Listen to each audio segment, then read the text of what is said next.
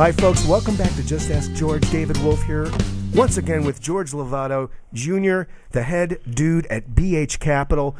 And I'm so honored to be a part of your team. You know, I'm just loving the title, new dude. I got you to start saying groovy. You know, and I didn't. And that was a year ago. Okay. I didn't think it would adapt as. I mean, I'm doing it now with everybody. I know. And I got to ask myself. And so I'm doing the same thing with head dude. How did that happen? How did I'm not carrying the head dude torch yet, but maybe we're going there. This is a segment, folks. Of course, we're Just Ask George Radio, and we're going to talk about, is there money out there? The theme of many of our segments, including this one. We want you to understand the formation of capital process, the way we work at BH Capital. You know, a little diversion from what we normally do, and I'm going to reverse the field today, and I'm making you the subject. And so I'm in the hot seat, folks. I'm going to, and I think this is important for all the listeners to understand, is that there's a tremendous amount of acquisition of new books in the business library that takes place as an entrepreneur, a business professional is learning the process of capital formation. And they oftentimes don't realize it. They don't realize how many new books they put in their own library when they go through the process. And so I thought what we'd do today was let's talk about Dave Wolf and make Dave the subject, which you're an interesting guy and I love you to death, and we have a blast working together. But you have such an interesting story, both looking back, way back on the horizon, and then especially in the last couple of years. And so my first question was, you were involved in food distribution. You had a very successful business. Tell me a little bit about what it took for you not only to acquire the business, that's part of capital formation in corporate finance, but then you after you bought that business, you had to kind of put it together. You had to rebuild it. This was a first time experience for me. For those listening, in anything having to do with business, let alone the formation of capital and the process that would be involved, the costs that relating to that. Basically, it all started with a phone call from a family member about the opportunity to purchase assets from a company that had gone bankrupt. So literally, this was a pile of equipment in a warehouse. And some customers. Yeah, we had some wholesale customers out there. The previous company, it was a bakery company, and it had a retail presence. So part of the challenge there was to transfer brand transference, to use your, in our own minds, from what was absolutely a retail enterprise to a wholesale enterprise that was only really a small part of the original idea. So, well, and then so you acquire the business, and you have these assets. You've got a customer list. You've got some retail sales, but in order to finance the wholesale operation, what'd you do? Thank you. So I had some money that I had made from the music business. I had a good run in the music business, and took a small amount of capital, and relative to some, maybe larger than some, smaller than others, and put that into the transaction. And, so you had skin in the game. And through a referral, I had skin in the game, and through a referral, I found a sophisticated accounting firm with a consultancy model wrapped around it. And it was actually the landlord that had recommended them, and I liked them. We had good chemistry, and they had ins to some of the banks here, one in particular that they basically walked my deal in after some review. So what is important to understand, we talked about this offline, is what I didn't understand is that all of this whole process, this arc of getting what then was an SBA loan to get this thing purchased and deployed properly with the vehicles and refurbishing equipment, and so call that the hard costs of the operation, was huge. I mean, and it was a very incremental process. It was let's just talk about the numbers here. 250. You had six figures in the deal. I had yourself 50 myself. Actually, 50 myself. Initially, and more to come, and that's the part I didn't know that I didn't know. Now you know that I don't. I know you know. I don't know that you didn't know that. That I know you knew. Right. Yeah. So you had the skin. The skin wound up being six figures. Here you are at this $250,000 SBA loan stage. Right. All right. Let me just break down one cost there. Beautiful. You had this accounting firm that did your accounting. They took over your accounting, but they were also a consultant to you on the corporate finance Absolutely. side. And so give me a rough estimate, going back in your memory, what did they charge you from the time that they put you, quote unquote, under their wing and you were successful in closing the loan? Was that about a $15,000, $20,000 bill? It was at least 15 or 20. And I think because I didn't know what I didn't know, and because of the nature of the process for us, it was a family business. We had to not only structure the loan so that the bank would do it, but also do some stuff with the balance sheet so that family members could be involved as owners and guaranteed payments. And there was all the stuff that as a business owner we learned. Credit enhancement, balance sheet enhancement, credit enhancement. Okay, so I'm going to say it was 50 at the end of the day. So now, but we've got another cost that you absorbed in acquiring the business because you had lawyers involved at that point. Yes. What was that? Around 10 grand? The legal piece was smaller because it was somewhat simple. We were dealing directly with the bankruptcy trustee, and basically it was write a check. Here's what we think the valuation is. It was well below what we thought was. It was very reasonable, at least to us. But because of the physical nature of a bakery operation, we had a lot of. I'll just call them hard costs or equipment types of. But I'm just talking right now. I'm just focused in on finance. Yeah. I'm just focused in on the legal tab was around 10 G's. The consulting portion of the 20 minimum was probably about 15 grand. Yes. So yes. There you are, 25 grand of third-party costs. You didn't have an appraisal done because most of that was done by the bankruptcy trustee. Right. You didn't have an audit done because you're getting numbers turned over essentially from the trustee that, you're working from a base, you're building your own business again. In that sense, George, it was a startup, really, because we were we weren't 7 retail stores anymore. Exactly. So here again, forming capital has a third-party cost. There it all was, tucked away, plus points and fees with the bank.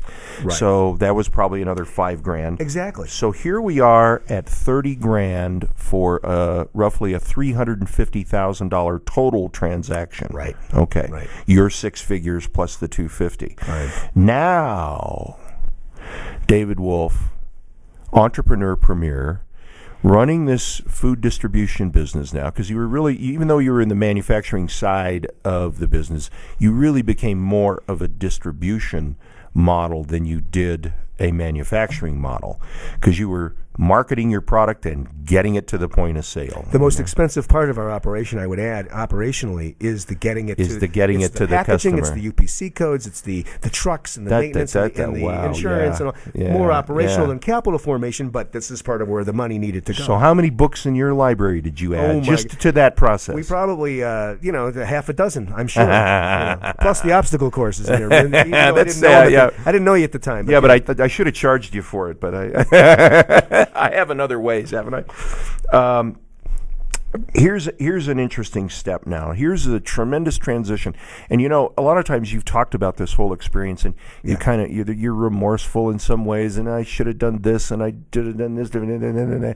But if I were to scorecard you as an entrepreneur on a 0 to 100, 100 being the perfect score, I would actually have scored you an 89. Really? Yeah. And why? And the reason is because when you talked about this, you knew what you needed to do. You just didn't know the process, the details to the process. Yeah. You knew it needed to get done, and you remained very task-oriented through the early stages of that. And I see this all the time. People come to me and say, there's companies in bankruptcy, we want to buy it out. They have no clue how complex that is. And so here you are going into the ring for the first time. Hey. And you're fighting one of the most sophisticated guys on the planet. I mean, the guy with the most experience is a bankruptcy court, because that's the business bank, the business court, so to speak. Yeah. And you tackled it, and you came out smelling pretty good. You bought it right. You bought it at a bargain. And then you knew what the strategy was. You launched the strategy. But then here comes another book being added to the library. You had to add more capital because you were expanding at a very rapid rate because the model was successful. Yeah. What did you do then? Well, I went out to private money at that point. I think that's what you're pointing to there. There was a refinance with another bank, so there was another round of financing, and I brought in a credit enhancement in the form of a partner who also brought more cash in. And this is another example for me. The way I frame it, you may frame it differently, is that, I didn't know what I didn't know. This expansion and the to think that I could self-finance, fund from the operations, the kind of expansion that we were experiencing was not realistic at all. And now talking to entrepreneurs, when they call me, they say, "Oh, we need $1 million plopped on our balance sheet. It's a line of credit. That'll do it." Yeah, I mean, it's like so inappropriate. Right. I didn't understand the structured approach, which is of course PO, work in process, and then the AR at the end of that value chain in terms of the formation of capital. So, those would have helped me. So now you've got this private money coming in, the person that you know. Right. And he helps you refi the original fi. Right. And he's he threw in big six figures. Yep. And to do that, you had to hire a lawyer. Yep. And your accounting had to be up to date. And the consultative approach, again, from the original accounting firm came to play. Still using them. Those guys, right? Exactly. And so was that total tab probably another 25, 35, 40,000? It may be less because the original, George, was so much about structuring the financials, and then there was a maintenance mode where the woman from the office would come in. What was I'm going to guess it was 10 grand. Let's just put 10 grand. Okay. All right. So now we got another 10 grand. And we're off and running, and that was pretty much the numbers we were looking at that sort of sustained the business on a go-forward basis after that, right? You learned it. You added all those books to your library. Now you effectively sell out of the business. Your brother takes it over. He's on his way. He's out there, learning more about distribution, marketing, probably, and adding books to his library. You got it. God bless him. Then you make the transition to get involved in corporate finance. Correct. And so, talk a little bit about this last year. Who did you contact? Who were you talking to? What was your experience? What was your goal when you got into corporate finance and we started working Well, together? you know this about me, and as I was running into, as we met, I was just starting to form what is now becoming a practice around corporate finance, but I was transitioning from a world where I had started Small Biz America, which involved interviewing a lot of business owners. And as an interviewer, being paid to interview people for the purposes of PR or promotion or self-promotion for them, you're faced with putting them in the spotlight, which naturally follows that you become their advocate. So there's a huge transition I needed to make personally in that getting away from the advocate and becoming the banker. You can't help everybody. And I remember that conversation very early on. I'm playing. I have this habit of playing the advocate. I'm playing the advocate, and I kept trying to break you from that because you can't advocate every single transaction that comes through your door as a prospect. I mean, you unfortunately you have to be able to look when you call BH Capital, you call me for your project. There's a certain set of criteria that I now understand a whole lot more about how to filter. It's a level of sophistication in terms of understanding the value that we bring, but also understanding that this is not just go find somebody to write a check and plop it in the bank and then figure it out later. There's appropriate forms of capital in layering. That's another thing that you learned this year was this. Here I go again with a number of hairs that I have on my head. Well, and there's I have books on my shelf, but no hair on my head. There's different structures, and the structures really are unique to each business. This is the part that has fascinated me about working with George, because most entrepreneurs that call me, here's a proposal right now. They gave me a number, $750,000 to $1 million. And there's some sense about the uses of capital, but it's not specific enough based on the world that you. And I always love the catch-all when they when they give you use of proceeds, they want $1 million and $750,000 of his working capital. Right. Okay. Okay. And hopefully they're not The oldest working on trick only in the one book. thing. Yeah. Exactly. So, where were we going? So you came in, and I remember you saying, "Well, I got to play this out. I'm talking to these guys," and I kept telling you, Dave, there's not very many guys out there that really are the perfect client for BH Capital. They're not suited. Right. And your experience was? My experience was, you were right. My experience was I'm spending, as a corporate finance guy, a lot of time on forging relationships and engaging in conversations with entrepreneurs that may not be ever bankable, or they're not bankable today. They're ideas. There may be ideas. They're people without skin in the game. They're people without. There's a lot of, unfortunately, because of the environment, many people have been forced into entrepreneurship because they've lost their job and they now want to start a company. So I admire that they're not afraid to dream big, but there's just no intelligence around the skin in the game piece of this. Right. I mean, this week I got 2 calls. Again, it's this $1 million number. I want to build a such and such business, an apparel business, whatever. Well, my first question now is, how much are you bringing to the transaction in cash? Well, I don't have any money. Just like that. And right there, it's like, okay. You just glaze over at that point, and you just say, okay, well, thanks. Hey, great. There's not much we can help you with. So what's important for those listening? And the reason we can't is because they can't pay the costs to put the deal together like you were able to do. Right. And it's just such a simple connection of the dots for those guys that have just ideas, no skin in the game, virtually no money in the bank. And I had a call the other day from a guy in the battery business who has a new patented battery, and he's got this huge PO, okay, and he's JIT'd the manufacturing. He's got that whole thing worked out. He's raised about $1.5 million. From friends, family, and former enemies. Yeah. And he says, I've got this $5 million order, and I need it financed, and I need about another $1.5 million in working capital. And I said, okay, working capital. How much are your salaries? He said, about $100,000 a month. And I'm going, well, there's 1.2. And where you need to outfit an assembly line and so on, final assembly line, because we want to take it away from the guy that didn't do it. So they're going to capitalize some of this. Yeah. And so I said, well, on this $5 million order, what's your gross? What's your gross? And he said, it's about $1 million. I said, and you need $1.5 million over and above that? I said, you really can't grow this thing organically? Well, we've never thought about that, but we just think that what we ought to do is just go big. Okay. And so I left it there, and then there's a perfect example. Now that's a client that doesn't fit because right.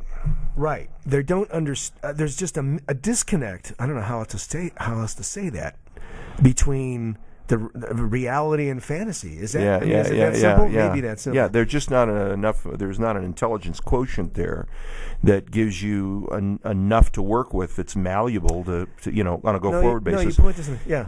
Let me move you forward. So sure. The other day we're having a conversation. So you've had this whole year, and you've talked to the looky-loos. You've talked to the guys with no skin in the game. You've talked to the guys with ideas. And then the other day, after I've been beating you over the head for a year, you come to me and you say, George, I am... We were sitting in this chair, and I said, George, you're going to be very happy with sort of a transformation that I'm undergoing. I looked at, the 24 hours in a day that I work. I know you all work 24 hours. And how am I spending that? And what percentage of those deals are bankable or closable? Because that's how I make my living, and that's how we make our living. Yeah. And I realized that, okay, and I was resisting this for a long time, that I needed to set a very strict criteria for businesses, for entrepreneurs that are inbound calling me for capital, a strict criteria in terms of who I can engage with and help and take to the next level with our firm. And the number one word there is they've got to be sophisticated enough okay. All right.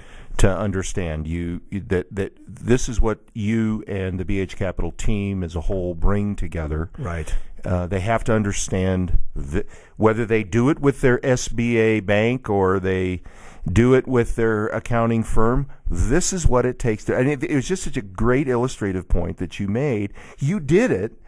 And this is essentially the story. You're it's holographic for me a little bit. Because Yeah. I went through my own arc with it, 10 years ago, and here I am now looking and talking to others. And some of the folks that we're talking to certainly are sophisticated, and they've been in their business long enough, so they're in a growth. Right. I like growth stage. I mean, we don't want to talk too much about startups because no. you don't have the We don't have sophisticated the time. We've got one startup on the books right now. Yeah. And it takes up an inordinate amount of time. Yes. But the interesting thing is now the new 2012 business plan is to really get through to those guys right. that get it. And also in business, and this is not only in our business, but I experienced this in the music business, when you decide to set a criteria, I'm not going to take business that's below this quality of standard, and you create you actually do create business by simply that intention.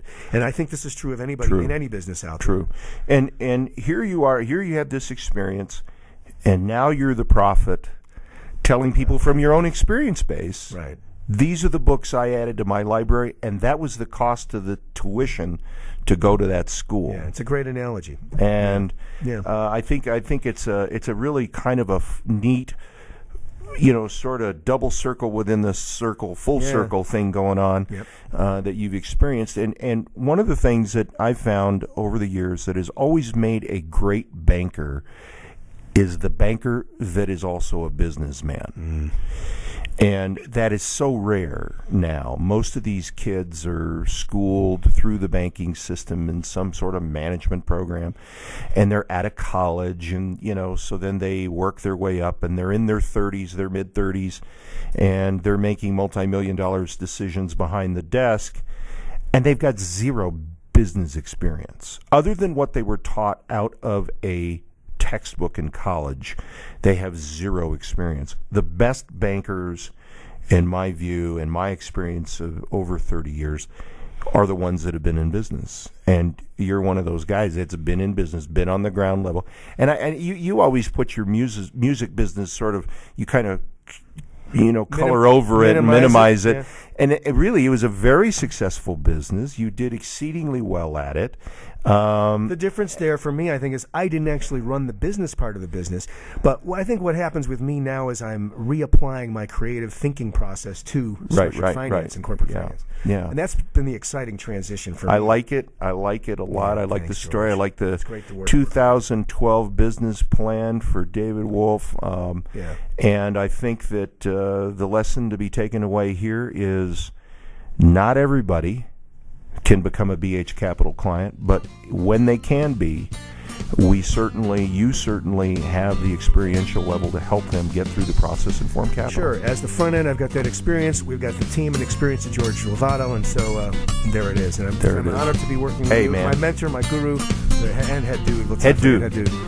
Join us again at Just Ask George Radio. David Wolf, George Lovato Jr., www.bhcapitalltd.com. Bye-bye. We'll see you next time. Take care.